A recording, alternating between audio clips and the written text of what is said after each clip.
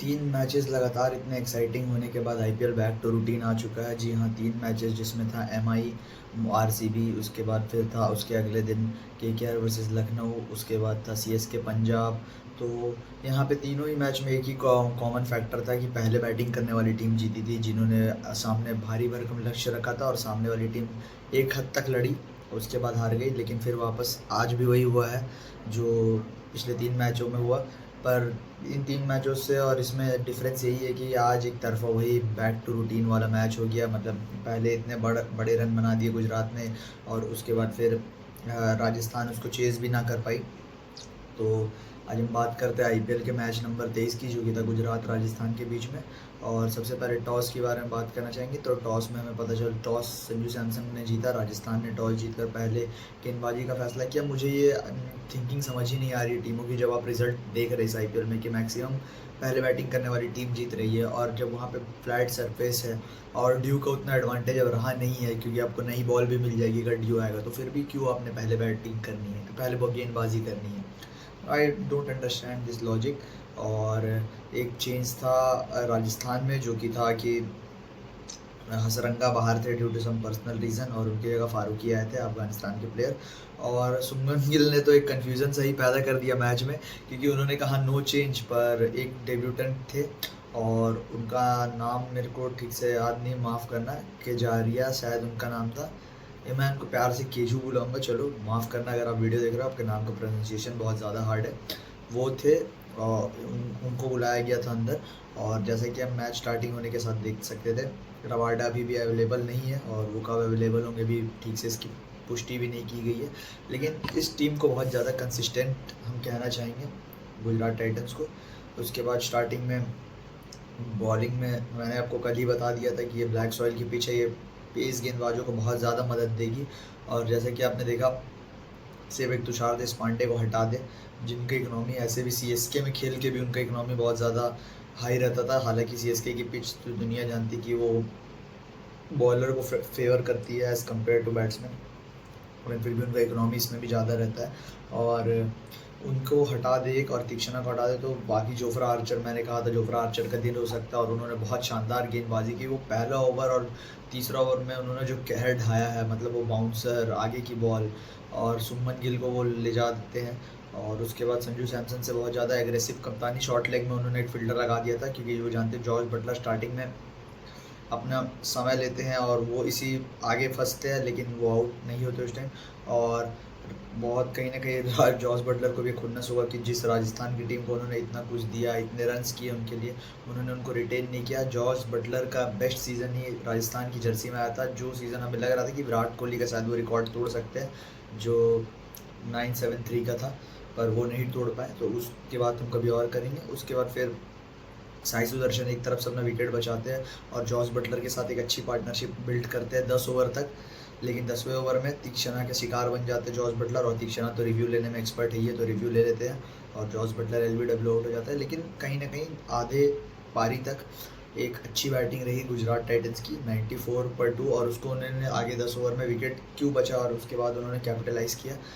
यहाँ पे साई सुदर्शन बीच में थोड़ा सा फंस भी रहे थे, जिसके कारण उनकी थोड़ी स्ट्राइक रेट कम हुई, लेकिन शाहरुख खान ने आके कोई दबाव नहीं किया और ऊपर भेजा गया गुजरात मैनेजमेंट के द्वारा शाहरुख खान को आज, और उन्होंने दिखाया कि वो ऊपर खेल सकते हैं। बहुत अच्छी 36 रनों की पारी 20 गेंद में, बहुत अच्छा इंप्रेसिव बैटिंग रही उनसे, बहुत ज़्यादा इंप्रेसिव, क्योंकि उन्होंने दबाव नहीं आने दिया सुदर्शन पे। हालांकि वो तीक्ष्णा का वो भी शिकार बन जाते, स्टंप आउट हो जाते, क्योंकि वो आगे बढ़ रहे थे तो तीक्ष्णा समझ गए, तो उन्होंने एक तेज़ गेंद पे की, भले वो गेंद वाइड हुई पर वो स्टंप हो गए।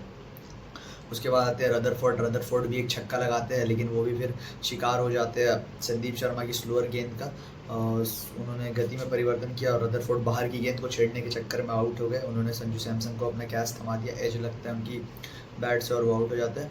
उसके बाद फिर आते हैं राहुल तिवतिया, और राहुल तिवतिया का भी आज बहुत अच्छा इंप्रेसिव रहा लास्ट ओवर में, जैसे उन्होंने काउंटर किया, और कहीं ना कहीं लग रहा था हमें कि हाँ, इनको भी और थोड़ा ऊपर अगर बैटिंग कराया जाए, लेकिन ठीक है, वही उनकी पोजीशन है। उनको Gujarat titan as a finisher देखती है, और उन्होंने किया भी वैसा काम। लास्ट ओवर में वो पीछे पड़ गए थे बॉलरों के, तो उन्होंने अपना काम बखूबी निभा दिया। और इसी तरह के गुजरात का स्कोर 217 पे 6 हो गया था।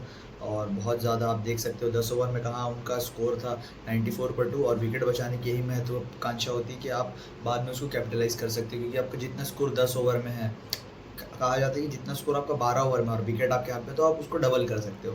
तो उन्होंने करके दिखाया वो चीज़, तो बहुत इंप्रेसिव बैटिंग।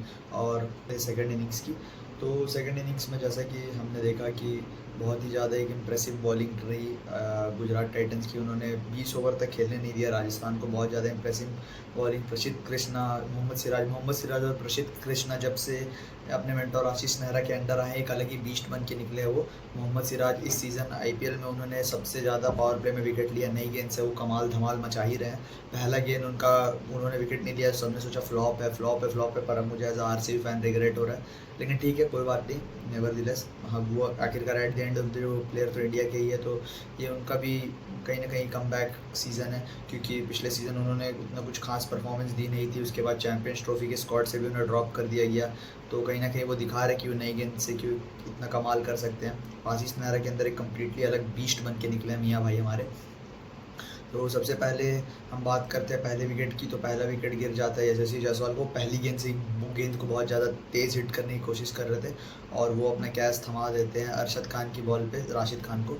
अरशद खान का नई बॉल से फिर विकेट लेने का सफ़र जारी रहा। इससे पहले उन्होंने विराट कोहली को आउट किया और आज यशस्वी जायसवाल को, तो उनकी भी अच्छी एक यंगस्टर अनकैप इंडियन के लिए बहुत बड़ी बात है कि आप इंडिया के जो मेन कहीं ना कहीं एक फॉर्मेट के बल्लेबाज उनको आप आउट कर रहे हैं। उसके बाद फिर मोहम्मद सिराज ने नीतीश राणा को चलता किया, और पावर प्ले में 57 पर 2 था। हालांकि बीच में रियान पराग और संजू सैमसन ने थोड़ा काउंटर अटैक शुरू किया, पर कितनी देर कर पाते। उसके बाद फिर मैंने बोला ना, फिर रियान पराग भी आउट हो गया। वो केजारिया जो जिनको मैं बोलना चाहूँगा, उनका नाम प्रोनाउंस करना बहुत ज़्यादा मुश्किल हो रहा था मुझे, तो उनकी गेंद पर कहीं ना कहीं मुझे लगा वो नॉट आउट था, क्योंकि बैट उस टाइम सेम ज़मीन पे हिट करा था। और रियान पराग कोई रिव्यू वेस्ट नहीं करेगा। हाँ, माना कि वो मनीष तीक्षणा के टीममेट है, पर वो इतना तो उनको है कि वो उनको बैट्समैन को ही पता चलता है, वो फोकट का एज में तो रिव्यू एटलीस्ट नहीं लेगा। मेरे को भी लगा कि अनफेयर था, लेकिन ठीक है, अब उसमें कुछ कर नहीं सकते। फिर ध्रुव जुरैल आते हैं, वो भी राशिद खान के शिकार हो जाते हैं, लेकिन राशिद खान से आज बहुत ज़्यादा अच्छी बॉलिंग, 2 विकेट कहीं ना कहीं उनको कॉन्फिडेंस देगा। इस सीज़न उन्होंने 1 ही विकेट लिया था इस मैच के पहले, और इस मैच में उन्होंने 2 विकेट लिए। कहीं ना कहीं मैं देख रहा हूँ जब से राशिद खान ने अपनी बैटिंग को सुधारा है, उनकी बॉलिंग में परफॉर्मेंसेस थोड़ी गिर रही है। पिछले सीज़न में उन्होंने सिर्फ 10 विकेट लिया था, पिछले आईपीएल के सीज़न में। तो एक टाइम में वो पर्पल कैप के हमेशा कंटेंडर रहा करते थे, जब वो हैदराबाद वाले राशिद खान थे। लेकिन जब से उन्होंने अपनी बैटिंग सुधारी है, शायद उनकी बॉलिंग में थोड़ा डिक्लाइन आया, पर nevertheless he is a champion bowler, वो कम बैक कर लेंगे इससे भी।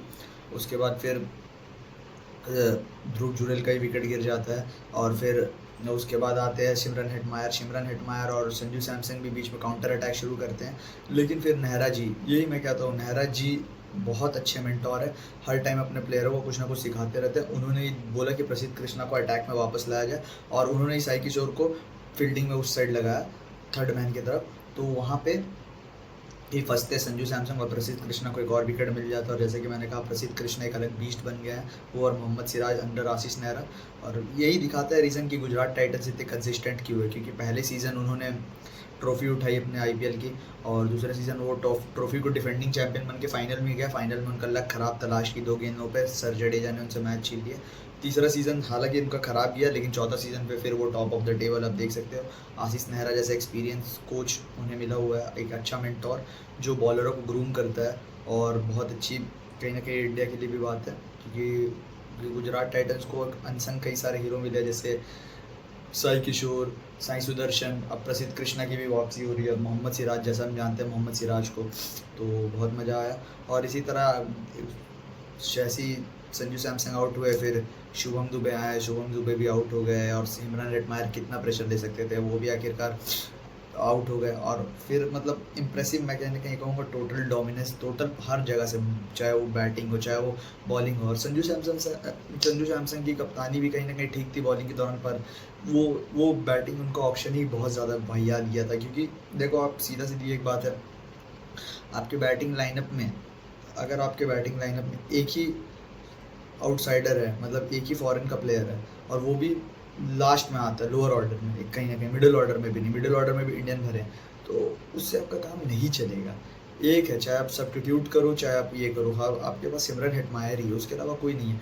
तो जहाँ तक मेरा मानना है कि जॉस बटलर को छोड़ने का इनका डिसीजन बहुत ज़्यादा ख़राब रहा, और उस पैसे को बचा के हालांकि इन्होंने आर्चर को लिया, और आर्चर भी पहला गेम बहुत ज़्यादा महंगा गए थे, दूसरा गेम भी उनका कुछ खास नहीं था, लेकिन तीसरा गेम से उन्होंने दिखाया कि उन पर इतने पैसे क्यों लगे, मान रहा हूँ, लेकिन उनको एक एटलीस्ट बैट्समैन रखना चाहिए विदेशी। देखो KKR के पास आंड्रे रसल थे, ओवर द ईयर्स इतने सारे प्लेयर थे, मुंबई इंडियंस के पास लिंडन सिमंस, कैरन पोलार्ड, कितने सारे प्लेयर थे, उसके CSK में शेन वॉटसन हुए, फिर ब्रेंडन मैकलम, कितने प्लेयर थे, क्योंकि वो आपको टूर्नामेंट जिता के देंगे, ये टीम आपको टूर्नामेंट जिता के नहीं देगी। और ऊपर से कोई भी प्रॉपर एक यशस्वी जायसवाल और संजू सैमसन को हटा दे, तो कोई ऐसा प्रॉपर आपके पास एक इंडिया का भी जो कि कंसिस्टेंट लेवल पे इंडिया खेल रहा हो, ऐसा भी कोई प्लेयर आपके पास नहीं है। तो इसमें आपको देखना चाहिए, सुधार करनी चाहिए मेरे पर्सनल ओपिनियन में। बाकी गुजरात के परफॉर्मेंसेस के बारे में क्या बोलूँ, तो चुम्बेश्वरी है, एकदम दिल खुश कर दिया, उनकी बैटिंग हो चाहे बॉलिंग हो। और शुभमन गिल से आज एक सवाल भी पूछा गया था कि टॉप ऑर्डर अगर आपका कभी फेल होता है इस सीज़न में, कभी ना कभी कोई मैच आएगा, तो उन्होंने कहा कि हमारे टीम पे कोई प्रेशर नहीं है, हम पे कोई प्रेशर नहीं है, हम जब तक परफॉर्म अच्छा करेंगे, और मिडिल ऑर्डर और लोअर ऑर्डर पे नौबत ही ना आए वो चीज़ का, ये उनका क्या नाम था। लेकिन लोअर ऑर्डर पे भी बात आई तो शाहरुख खान ने अच्छे रन मारे, उसके बाद फिर आप चाहे राहुल तिवतिया देख लो, तो मतलब कहीं ना कहीं उनका ठीक है, चल रहा है, उनका हो जाएगा, उनके बैटिंग भी सॉलिड है, बहुत बढ़िया है। और तो हम बात करते हैं आज के मैच की। तो आज का मैच है RCB वर्सेस DC, और ये मैच होने वाला है चिन्नास्वामी में। तो जैसा कि RCB की इस साल परफॉर्मेंसेस है, उन्होंने 3 बड़े स्टेडियमों में जाके 3 बड़ी टीमों को हरा, डिफेंडिंग चैंपियन KKR, चेपॉक में चेन्नई, वानखेड़े में मुंबई। तो कहीं ना कहीं अगर चिन्नास्वामी में उनकी परफॉर्मेंसेस इंप्रूव हो जाएगी तो मज़ा आ जाएगा। और लेकिन ये है, चिन्नास्वामी में हम हाई स्कोरिंग तो एक्सपेक्टेशन रख रहे हैं, पर पिछले कई मैचों से वहाँ पे हाई स्कोरिंग रन नहीं बने हैं, चाहे वो डोमेस्टिक की बात करें, चाहे आप IPL का RCB का पहला होम गेम की बात करें। तो देखते हैं, और स्टार्टिंग में अगर फील्ड सॉल्ट अगर 6 ओवर खेल जाए तो काफ़ी ज़्यादा मज़ा आ जाएगा, बाकी काम तो हमारी बैटिंग कर देगी, और बस पावर प्ले में विकेट ना गवाए RCB तो मज़ा आ जाएगा। टॉस जीतकर मेरे को लगता है कि RCB बैटिंग भी करे तो कोई दिक्कत नहीं है, चेस भी करे तो कोई दिक्कत नहीं है, हमारे पास उतने सक्षम बैट्समैन है कि हम कर सकते हैं वो काम जो हम इस IPL के ट्रेंड को बदल सकते हैं। हाँ, मैं इस बार कॉन्फिडेंट हूँ अपनी टीम को लेकर, क्योंकि मेरी टीम ऐसे खेल रही है। तो देखते हैं, और मेरे को नहीं लगता RCB पर्सनली कोई इसमें चेंज करना चाहेगी, अपने विनिंग कॉम्बिनेशन के साथ ही जाएगी। इस कॉम्बिनेशन से उन्होंने बहुत बड़े बड़े कारनामे कर चुके हैं ऑलरेडी इस सीज़न। और मेरे को लगता है दिल्ली में, पर्सनली मेरा ओपिनियन है, दिल्ली में फैफ डु प्लेसिस अगर फिट होते हैं तो वो आएंगे, क्योंकि वो चिन्नास्वामी की कंडीशन को बहुत अच्छी तरीके से जानते हैं। उन्होंने हमें इतने सारे अच्छे मोमेंट्स दिए चिन्नास्वामी में एज ए कैप्टन पिछले साल का, चाहे वो एक हाथ से उड़ता हुआ कैच क्यों ना हो। तो we miss you Faf, but it's time to move on. तो आज का वीडियो के लिए इतना ही। तो आपको ये वीडियो पसंद आया, तो चैनल को सब्सक्राइब करें, वीडियो को लाइक करें, शेयर करें ज़्यादा से ज़्यादा, हमारी रीच बढ़ाए प्लीज़ भाई, रिक्वेस्ट है RCB फ़ैन की। तो चलिए मिलते हैं आपसे अगले वीडियो में, तब तक के लिए पीस आउट।